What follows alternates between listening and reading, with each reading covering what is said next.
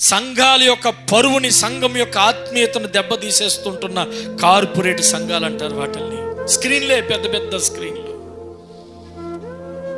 వీళ్ళకి అడిగేవాడు ఉండడు, అక్కడ ఎవరు అడగరు, పోతారు. అమ్మా సినిమాకి వెళ్ళి మాకు ఏముందరా నీకంటే, ఎంత పెద్ద కార్డు, మెంబర్షిప్ ఎందుకురంటే పుట్టినరోజు అయినప్పుడు ఏది కేకులు వస్తాయి, చచ్చినప్పుడు పెట్టు వస్తుంది. పుట్టినరోజు అయినప్పుడు కేకులు కొనుక్కోలేనివి, చచ్చినప్పుడు పెట్టు కొనుక్కోలేనివి.